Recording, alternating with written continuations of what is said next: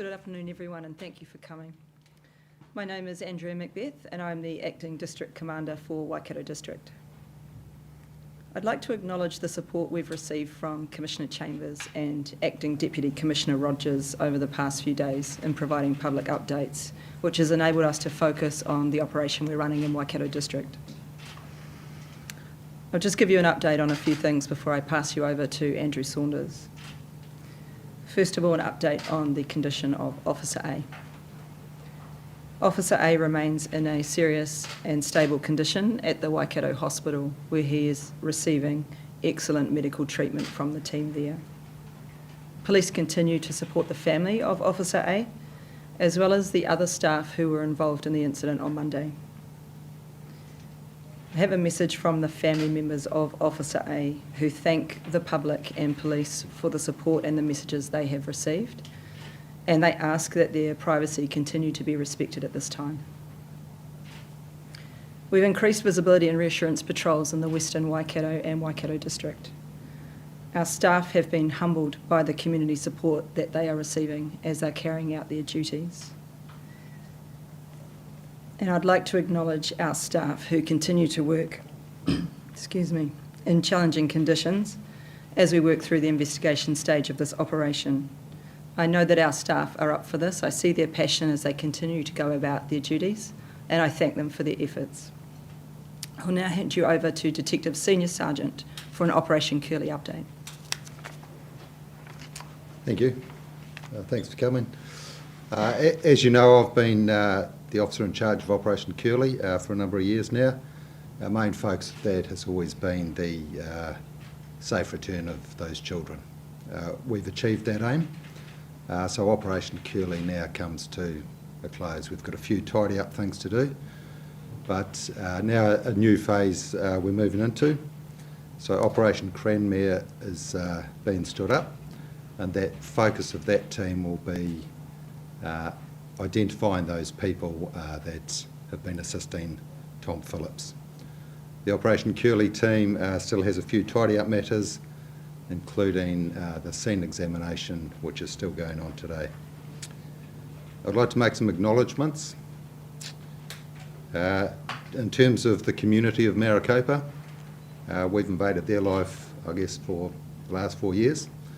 That's been very difficult for them at times, so I'd like to thank them personally. The public for the information they have provided. The media for keeping this story alive, which has assisted police greatly in terms of the information we've received. Mainly I'd like to acknowledge the Operation Curly investigation team. So, excuse me, we've had numerous staff over the past 4 years come in and out of this investigation. They've been absolutely dedicated. There's been highs and lows, but I'm very proud of their work. Also, other work groups within police that have supported Operation Curly. So I'm happy to answer any questions. Detective Senior Sergeant, Operation Cranmere, have you been able to, so police seem very sure that Mr Phillips was getting help now. Do you have any suspects? What makes you so sure that he was getting help? Yeah, so as the Operation Curly has been going on, we've always suspected Tom Phillips has been receiving help. Our focus, given what's occurred in terms of the attempted murder of a police officer, we think it's absolutely important that we continue to look for those people that have been supporting Tom Phillips and hold them accountable. What are the kind of charges that they might be, police would consider laying against those people? Oh look, we're not at that point yet, so we're still gathering evidence to identify those people. Sure. You gave some indication that at this site here there are some items that have sort of supported that hypothesis that there are some people out there that might have been helping Tom Phillips. What are some of those items that have led you to more strongly believe that? Yeah, so there's a number of items we're going to collect from that scene. We've got to identify, have they come from burglaries, have people purchased them, can we link them back to stores to see has he stolen them or have people purchased them for him. Do you have an idea of how many vehicles he had access to and where he might have been getting those from? No, we do know that some vehicles have been stolen, and we're still piecing that together. And Mr. Saunders, these new photographs, this new site, what leads police to believe this has been the main campsite in recent months? In terms of the way it's been setting up and further information we receive, but we don't believe it's been the main place they've been living for the last 4 years. And when you came across this site, or when your teams came across this site, what kind of springs to mind when you think about the conditions that the children would have been living in? Not very nice. It's not a camping trip for a couple of nights, so it's very dirty, cramped conditions. It's not very nice for children, I wouldn't think. And the information that has led police to this site, has that come from the children, has it? I'm not going to comment on anything that's come from the children. Do you have any idea how many other sites might potentially be out there? No, we do know. We've always suspected he's had multiple sites. The number I couldn't tell you. I'm just going back to the Dan question as well. Why deploy road spikes that would disable the vehicle and force a confrontation with a man believed to be armed and dangerous? Yeah, so I'm not going to comment on anything to do with the critical incident investigation. That's nothing I'm involved with. Are you able to give any details around what investigations are going on that are linked to this? I know that we've got Operation Curly, there's this part of the investigation that's going on. We've got various IPCA investigations that will happen as well. Are you able to give us any details? I can say on any critical incident, there's a critical incident investigation which is going on. There's always a coroner's investigation which opens, and the IPCA which you've mentioned. So that all forms part of that critical incident which another team are dealing with. My focus has been Operation Curly. And will that look at just this week, or will it date back across the wider 4 years as well? Operation Curly? No, sorry, the IPCA investigations or investigations. Oh, look, I couldn't comment on that. And this site, is this the kind of site that police or any search teams would have been able to actually see? I mean, it seems well camouflaged. Is this something that police would have been able to spot at all throughout the 4 years? So one of the difficulties, which I've talked to before, is the environment out there and the challenge with the dense bush in terms of being able to see what's beneath that bush. This has certainly been one of the areas of interest to us, that wider area, but as you'd appreciate from going out there, it's very difficult to really pinpoint. Have police received any more information that could help from the children? I'm not going to comment on any information received from the children.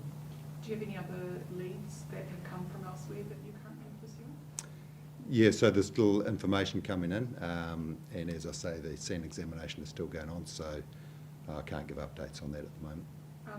Not sure if you able to answer this question either, but there's been concerns raised about the documentary makers that were following aspects of Operation Curly. How do you manage that in light of the concerns around the impact that this might have had on children?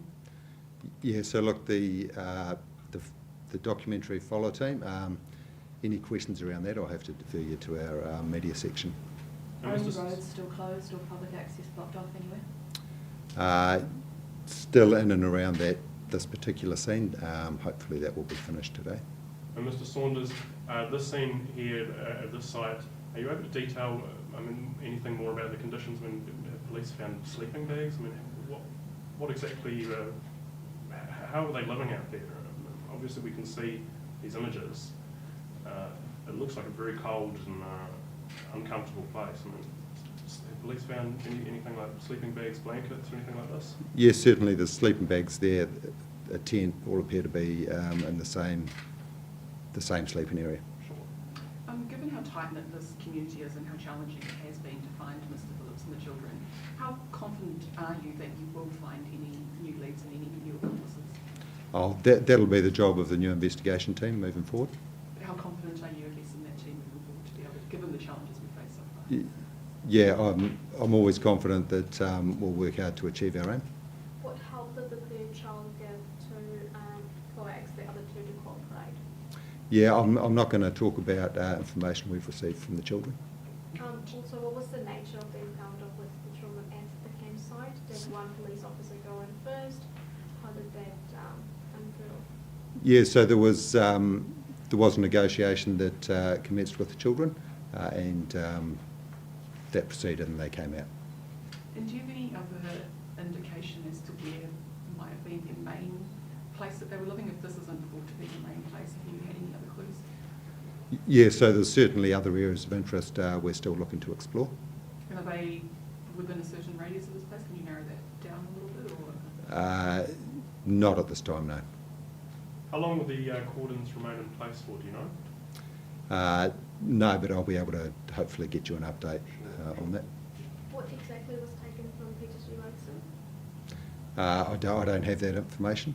Sorry.